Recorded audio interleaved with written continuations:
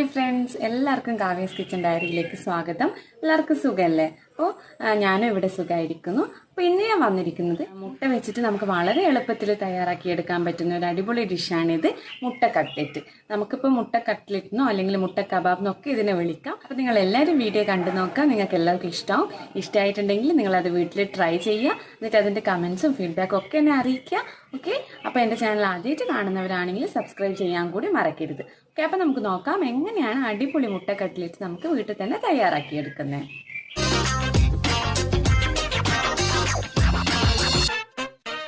ഉണ്ടാക്കാൻ തുടങ്ങാം. അതിനായിട്ട് ആദ്യം നിങ്ങൾ ഒരു 3 വലിയ ഉരുളക്കിഴങ്ങ് വേവിച്ച് നന്നായിട്ട് അടിച്ച് ഇങ്ങനെ സ്മാഷ് ചെയ്തിട്ട് വെക്കണം.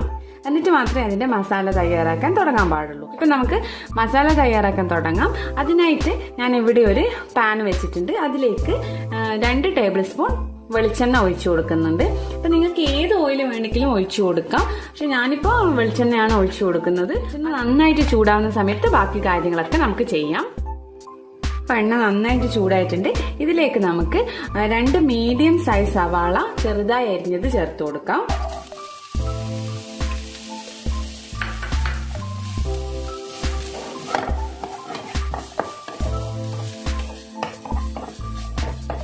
ഇതിലേക്ക് നമുക്ക് അല്പം ഉപ്പും കൂടി ചേർത്ത് കൊടുക്കാം.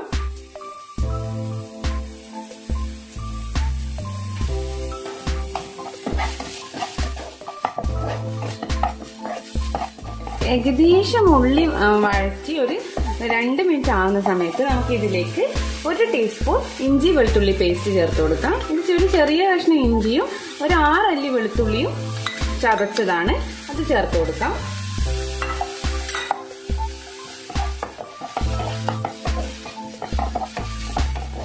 ഇപ്പൊ ഇഞ്ചിയും വെളുത്തുള്ളിയും ഒക്കെ നല്ലൊരു മൂത്ത മണം വരുന്ന സമയത്ത് നമുക്കിതിലേക്ക് പച്ചമുളക് ചേർത്ത് കൊടുക്കാം. ഒരു 3 പച്ചമുളക് വട്ടത്തിലരിഞ്ഞതാണിത്. നിങ്ങൾ എരിവിനനുസരിച്ചിട്ട് പച്ചമുളകിന്റെ എണ്ണം കൂട്ടുകയോ കുറയ്ക്കുകയോ ചെയ്യണം.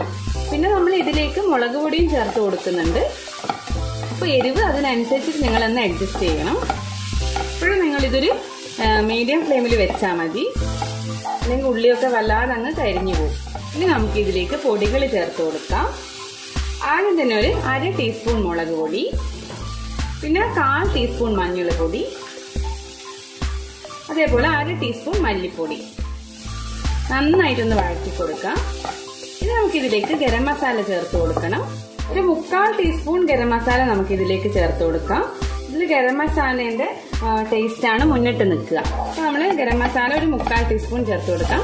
ഒരുപാടൊന്നും ചേർക്കരുത്, പിന്നെ ഒരു കയ്പ്പ് രുചിയായിരിക്കും ഉണ്ടാവാം ഗരം മസാല കൂടിക്കഴിഞ്ഞാൽ. ഈ സമയത്ത് നമുക്ക് അല്പം കറിവേപ്പിലയും ചേർത്ത് കൊടുക്കാം.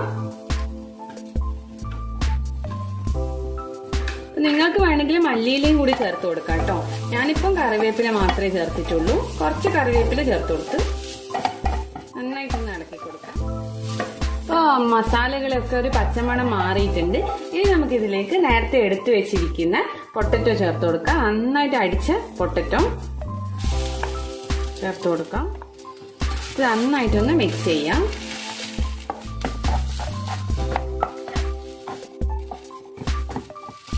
നമ്മൾ ഉരുളക്കിഴങ്ങും ഉള്ളിയും ഒക്കെ നന്നായിട്ടൊന്ന് മിക്സ് ആവണം. അതുവരെ നമ്മൾ നന്നായിട്ടൊന്ന് മിക്സ് ചെയ്ത് കൊടുക്കുക. അപ്പം നിങ്ങൾ ഈ സമയത്ത് ഉപ്പൊക്കെ നോക്കിയിട്ടൊന്ന് ആഡ് ചെയ്യണം. കുറവായിട്ടാണെങ്കിൽ ഒന്ന് ടേസ്റ്റ് നോക്കിയിട്ട് എന്തെങ്കിലും പോരായ്മ ഉണ്ടെങ്കിൽ നിങ്ങൾ അതൊന്ന് അഡ്ജസ്റ്റ് ചെയ്യണം. എരിവോ അല്ലെങ്കിൽ ഗരം മസാലേൻ്റെ ഫ്ലേവറോ അങ്ങനെ എന്താണെങ്കിലും ഈ സമയത്തൊന്ന് ശരിയാക്കണം. ഇതിപ്പോൾ എല്ലാം കറക്റ്റാണ് കണ്ടോ. അപ്പോൾ നന്നായിട്ട് മിക്സ് ആയിട്ടുണ്ട്. ഈ സമയത്ത് നമുക്ക് തീ ഓഫ് ചെയ്യാം. എന്നിട്ട് ഈ മസാല നന്നായിട്ട് തണിഞ്ഞതിന് ശേഷം മാത്രമേ നമുക്ക് കട്ട്ലെറ്റ് ഉണ്ടാക്കാൻ തുടങ്ങാൻ പാടുള്ളൂ. നമ്മളെ മസാല ഇവിടെ നന്നായി തണിഞ്ഞിട്ടുണ്ട്. നമുക്ക് മുട്ട കബാബ് ഉണ്ടാക്കാൻ തുടങ്ങാം. ഞാനിവിടെ ഒരു 4 മുട്ട 4ആയിട്ട് മുറിച്ചിട്ടുണ്ട്. അപ്പം ഇത് 4ആയിട്ട് മുറിക്കണമെന്ന് നിർബന്ധമില്ല, നിങ്ങൾക്ക് പകുതി ആയിട്ടും മുറിക്കാം. പക്ഷെ പകുതിയായിട്ട് മുറിക്കുമ്പോൾ ഒരു വലിയതായിട്ട് എണ്ണയൊക്കെ ഒരുപാട് കുടിക്കുന്ന പോലെ എനിക്ക് ഫീൽ ചെയ്തിട്ടുണ്ട്. അതുകൊണ്ട് ഞാനിത് 4ആയിട്ട് മുറിച്ചേ ഉള്ളൂ. അത് നിങ്ങളുടെ താല്പര്യത്തിനനുസരിച്ചിട്ട് ഷേപ്പ് ഏത് തരത്തിലും നിങ്ങൾക്ക് മുറിക്കാം. അപ്പോൾ അതും റെഡിയാക്കി വെക്കുക. അപ്പോൾ ഇത് ചെയ്യുമ്പോൾ നിങ്ങളെ കൈ ഒന്ന് വെറ്റാക്കുന്നത് നല്ലതായിരിക്കും. കുറച്ച് വെള്ളമോ അല്ലെങ്കിൽ ഓയിലോ എന്തെങ്കിലും ഒന്ന് കയ്യിലാക്കിയാൽ കുറച്ച് പെട്ടെന്ന് തന്നെ നമുക്ക് മസാലയൊക്കെ മുട്ടയായിട്ട് പൊതിയാൻ പറ്റും. അപ്പോൾ നമുക്ക് ആദ്യം കുറച്ചൊരു ചെറിയൊരു പൂരീൻ്റെ വണ്ണത്തിൽ എടുക്കാം മസാല. എന്നിട്ടിങ്ങനെ ഉരുട്ടി കൊടുക്കുക.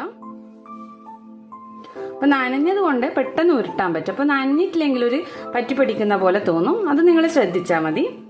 എന്നിട്ട് കയ്യിൽ വെച്ചിട്ട് ഒന്ന് അമർത്തി കൊടുക്കുക. എന്നിട്ട് നമ്മൾ മുറിച്ച് വെച്ച് മുട്ട കഷ്ണത്തിൽ നിന്ന് ഒന്ന് എടുക്കുക, നടുവിൽ വെച്ച് കൊടുക്കുക. ഈ മുട്ട കഷ്ണത്തിന് ഒന്ന് നന്നായിട്ട് അങ്ങ് പൊതിഞ്ഞു കൊടുക്കുക. മുട്ടേനെ നല്ല പോലെ പൊതിയുന്ന തരത്തിൽ എല്ലായിടത്തും ആക്കി കൊടുക്കുക. അപ്പൊ ആദ്യമായിട്ട് ചെയ്യുന്നവർക്കൊക്കെ കുറച്ച് വിഷമമായിട്ട് തോന്നുമെങ്കിലും പക്ഷെ നമ്മൾ ചെയ്തുകൊണ്ടിരിക്കുമ്പോൾ വളരെ ഈസി ആയിരിക്കും. കണ്ടോ, വട്ടത്തിൽ മുറിച്ചിട്ടും വട്ടത്തിൽ കട്ട്ലേറ്റിന്റെ ഷേപ്പിലും ആക്കിയെടുക്കാം. പക്ഷെ ഈ ഷേപ്പ് ആകുമ്പോൾ കാണാനും കുറച്ചൊരു വെറൈറ്റി ഷേപ്പ്, ആ ഒരു രീതിയിൽ ഇങ്ങനെ ചെയ്താൽ മതി. ഇനി നമുക്കിത് മുട്ടയിലും ബ്രെഡ് ക്രംസിലും ഡിപ്പ് ചെയ്തിട്ട് ഫ്രൈ ചെയ്തെടുക്കുക വേണ്ടത്. അപ്പൊ നമുക്കിത് ഒരു പാത്രത്തിലേക്ക് മാറ്റി കൊടുക്കാം. എല്ലാം ഞാൻ അതേപോലെ ചെയ്തിട്ട് കൊണ്ടുവരാം. എല്ലാം ഇതേപോലെ ചെയ്തിട്ടുണ്ട്. ഈ ഒരു അളവിൽ എനിക്കൊരു 13 കബാബാണ് കിട്ടിയത്. അപ്പൊ നിങ്ങൾ ഓരോ ആൾക്കാരും എടുക്കുന്ന മാവിനനുസരിച്ച് ചിലപ്പോൾ അങ്ങോട്ടും ഇങ്ങോട്ടും വ്യത്യാസം വരും. ഇനി നമുക്ക് മുട്ടയിലും ബ്രെഡ് ക്രംസിലും ഇത് റോൾ ചെയ്തെടുക്കണം. അപ്പൊ ഞാൻ ഒരു മുട്ട നന്നായിട്ട് ബീറ്റ് ചെയ്തിട്ട് ഇവിടെ വെച്ചിട്ടുണ്ട്, കുറച്ച് ബ്രെഡ് ക്രംസും. അപ്പൊ നമുക്ക് ഓരോന്നായിട്ട് മുട്ടയിലും ബ്രെഡ് ക്രംസിലും റോൾ ചെയ്തിട്ട് മാറ്റി വെക്കാം. ഒരു കൈ കൊണ്ട് മുട്ടയിലും മറ്റേ കൈ കൊണ്ട് ബ്രെഡ് ക്രംസിലും റോൾ ചെയ്താൽ മതി. പൊട്ടിപ്പോവാണ്ട് ശ്രദ്ധിച്ച് ചെയ്താൽ മതി. അപ്പൊ സ്ഥിരമായിട്ട് ചെയ്യുന്നവർക്ക് ഇതൊരു വിഷയമായിരിക്കില്ല. എന്നാലും ആദ്യമൊക്കെ ചെയ്യുന്ന കുട്ടികൾക്ക് വേണ്ടിയിട്ടാണ് ഞാൻ ഇങ്ങനെ ഡീറ്റെയിൽ ആയിട്ട് പറയുന്നത് കേട്ടോ.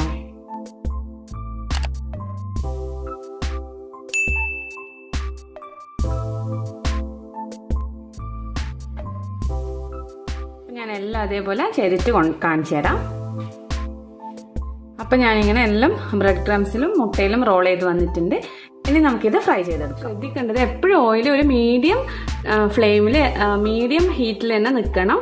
തീ ഒരുപാട് കുറയാനും ഒരുപാട് കൂടാനും പാടില്ല. അതേപോലെ തന്നെ എണ്ണേന്റെ ചൂടും ഒരു മീഡിയം ആയിട്ടുണ്ട്. നമുക്ക് ഇതിലേക്ക് ഇട്ട് കൊടുക്കാം.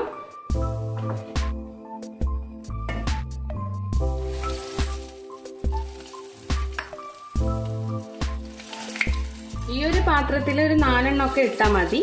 കാരണം നമുക്ക് മറിച്ചിടാനും ഒക്കെ ഒരുപാടായി കഴിഞ്ഞാൽ വിഷമായിരിക്കും.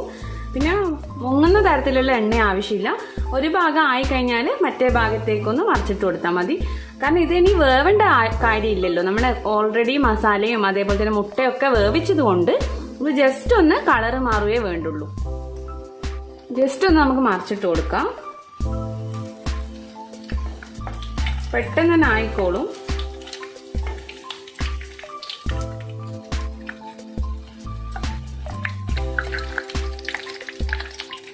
ഒരുപാട് സമയം ഫ്രൈ ആവണ്ട കേട്ടോ. അത് നിങ്ങൾ എപ്പോഴും ശ്രദ്ധിക്കണേ. ജസ്റ്റ് അതിന്റെ കളറ് മാറുന്ന സമയത്ത് നമുക്ക് എടുക്കണം. നല്ല ഗോൾഡൻ കളറായി വന്നിട്ടുണ്ട്. ഇനി നമുക്കിത് ഇതിലേക്ക് വേറൊരു പാത്രത്തിലേക്ക് മാറ്റാം.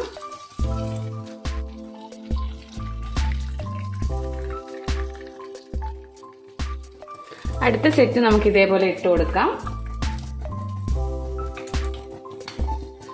നമ്മുടെ എഗ്ഗ് കട്ട്ലേറ്റ് ഇവിടെ റെഡി ആയിട്ടുണ്ട്. ഞാനിതൊരു സെർവിങ് പ്ലേറ്റിലേക്ക് മാറ്റിയിട്ടുണ്ട്. അപ്പോൾ അടിപൊളിയായിട്ട് വന്നിട്ടില്ലേ? അപ്പോൾ ഞാനിതൊന്ന് ടേസ്റ്റ് നോക്കട്ടെ. ഉള്ളിൽ എങ്ങനെയാണെന്ന് നിങ്ങൾക്കൊന്ന് കാണിച്ചു തരാം.